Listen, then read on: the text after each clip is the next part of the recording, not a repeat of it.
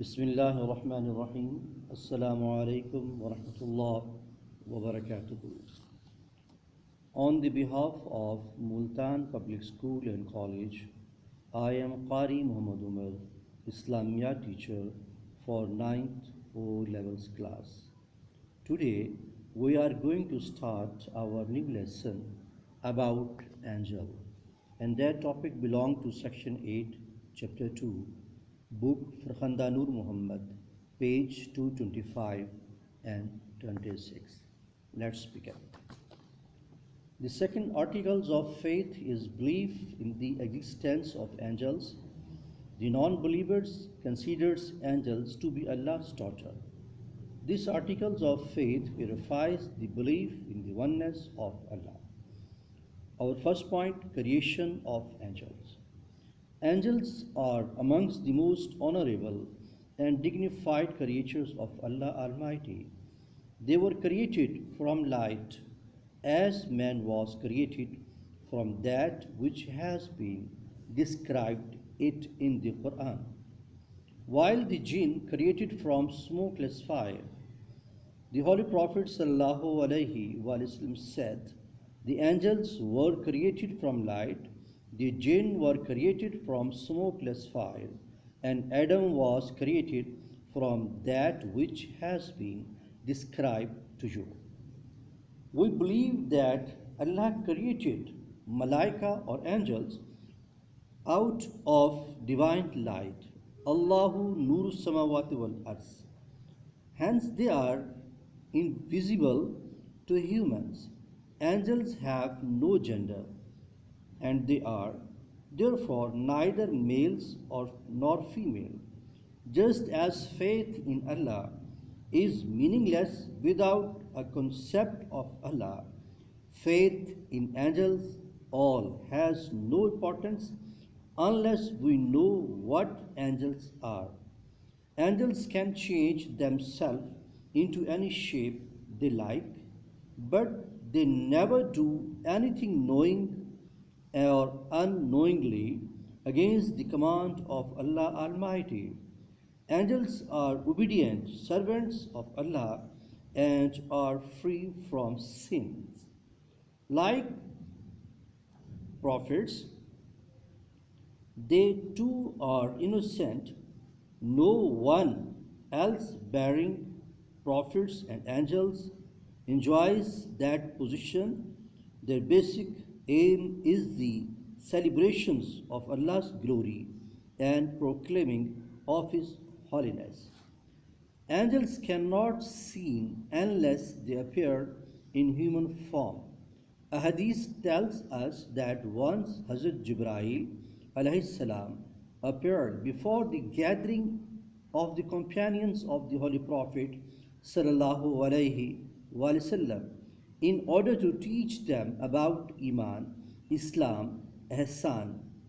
A point to be kept in mind that here is that sometimes even angels act as messengers of Allah Almighty, but this does not give them the positions of prophethood and messengership.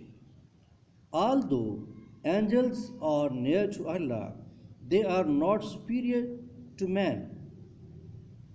The event of Miraj tells us that the Holy Prophet sallallahu alaihi wasallam is accompanied upward the Jibreel. Then comes a point, Sidratul Muntaha, beyond which Jibreel alayhi salam was not allowed to proceed, and the Holy Prophet sallallahu alaihi wasallam went all along.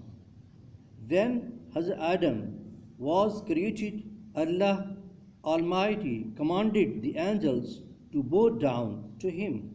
Moreover, Adam's superiority to them was made evident by the fact that he knew the names of all the objects in creation.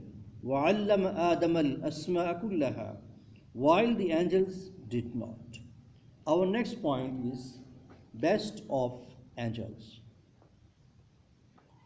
Amongst the best of angels were those who were present in the battle of Badr.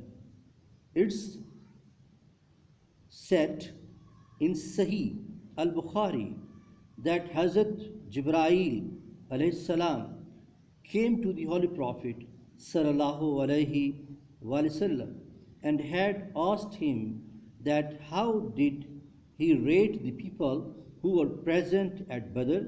The Holy Prophet sallallahu alayhi wasallam said, they are the best of the Muslims. It means that those companions who were present in the battle of Badr, they are the best of the Muslims. Then Jibreel said, so it is with the angels who were present at Badr.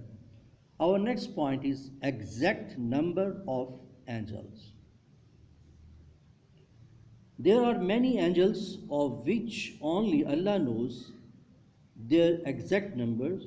They have names, but only a few names have been mentioned to us, including in the part of the general belief in angel is to believe in the names as mentioned in the Quran and Sunnah. And our next point is Iblis, Shaitan, is from jinn. Keep it in your mind that Iblis was not an angel. Iblis was not an angel because angels never disobey Allah. Rather, he, Shaitan, Iblis, disobeyed Allah and Allah mentioned him among the jinns. Allah says in the Quran, Surah Al-Kahf, verse number 50, Allah says, وَإِذْ قُلْنَا لِلْمَلَائِكَةِ اسْجُدُوا لِآدَمَ فَسَجَدُوا إِلَّا إِبْلِيسَ كَانَ مِنَ الْجِنِّ فَفَسَقَ عَنْ أَمْرِ رَبِّهِ. When we said to the angels, prostrate yourself before Adam, so they prostrate themselves, all of them. But Iblis, he was of jinn, so he rebelled of the command of his Lord, Allah Almighty. Our next point is duties of angels. Every angel has different tasks. One of the most important jobs that the angels have to do to record the deeds and actions of humans. Some of them are responsible for rains, while others are responsible for supplying foods to worldly creatures. Some angels shape faces of human inside the mother's womb, while some take care of the changes in human body. Some angels are responsible for providing security of living beings from their enemies and in the dangers. Some angels move about on earth and participated in the functions and meetings held in remembrance of Allah Almighty and His Prophet. Some angels carry forwards the greeting and salam of the Muslims to the Prophet Muhammad sallallahu alaihi wasallam. An angel has been assigned the job of blowing the trumpet, which will signal of the end of that world and the start of the day of judgment. An other angel is in charge of taking people's soul when they die, while some do the job of interrogating the dead. And there are also angels who carry the throne of Allah Almighty. They are 8 in number. Next point is the most prominent angels and their duties. First of all, Hazrat Jibreel alayhi salam. He is the angel entrusted with conveying the revelation from Allah to His messengers. He is a noble, strong, obeyed in the heavens, trustworthy, and the greatest of all the angels. Moreover, whoever is his enemy, then Allah is his enemy, and he is also known as Ruhul Amin. Allah says in the Quran, Surah Al-Baqarah, verse number 98, Man kana aduwwa lillahi wa malaikatihi wa rusulihi wa Jibrila wa Mikaila fa inna Allaha aduwwul lil kafirin. If someone is enemy to Allah, His angels, and to Jibrail and Mikail, then Allah is enemy to the disbelievers. And next, Hazrat Mikail alayhi salam. He is entrusted with the charge of rain and food and dispensing them whenever Allah commands him to. He possesses a noble position and lofty honor. He has helpers who do everything that he orders them to by the command of his Lord Allah Almighty. They make the wind and clouds move as Allah wishes. Regarding both of the above mentioned angels, all the angels, whoever is the enemy to them is enemy of Allah Almighty.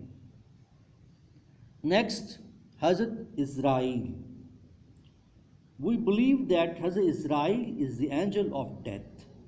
The Holy Quran states that the angel Israel takes the soul of every person and returns it to Allah Almighty.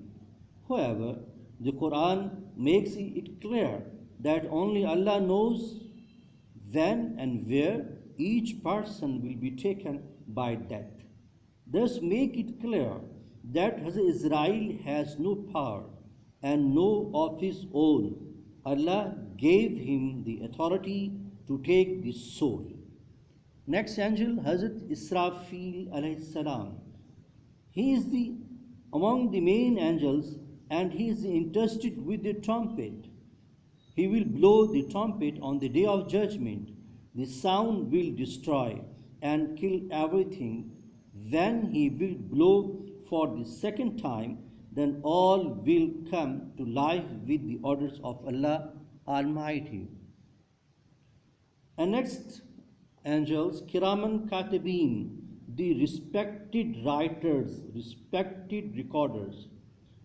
These are two angels, Hazrat Raqib and Hazrat Atid, who record man's words and actions. They record all his deeds up to the moments of his death. This record will be presented to him on the day of judgment. And Allah says, Iqra kitabak kafa binafsika al-yawma alayka hasiba. Next, Hazrat Rizwan. He is the guardians of paradise. Hazrat Malik. He is the keeper of hell. Hazrat Munkar and Hazrat Nakir. These two angels are from Allah Almighty. They appointed for asking a questions in the grave of Muslims. They questions a person when he has died about his belief in Allah and his last messengers. And angels have been given a great power of Allah Almighty, and they have the ability to take on different forms.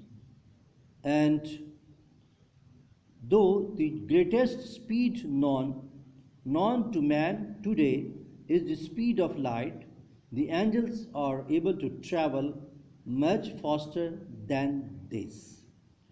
Unlike human beings and jinn, angels are not endowed with free will.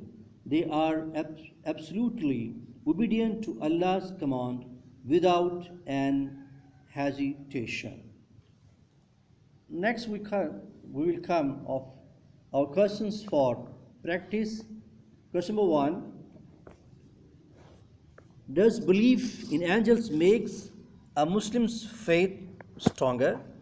Give reasons for your answers. Who are angels and what are their duties and nature? Thanks.